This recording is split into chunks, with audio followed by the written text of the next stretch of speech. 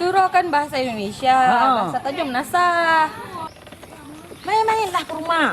Saya takut Takut sama siapa? sama Pak Haji Uma. Jangan takut, ada saya di rumah. Kenapa jual panci?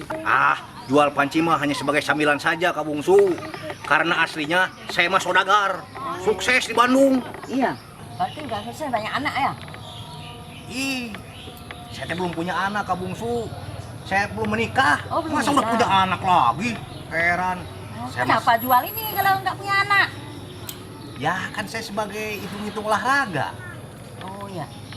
Saya masih mengharapkan cintanya Yusniar. Yusniar udah kawin. Aduh, tidak masalah, Kakak Bungsu. Kapanpun Yusniar siap, saya juga siap untuk menikahinya. Betul? Iya. Kak Bungsu ingat, kalau saya jadi menantu Kakak Bungsu dan sama Haji Uma, sebuah keberuntungan buat Kakak Bungsu. Haji Uma kan banyak tanahnya.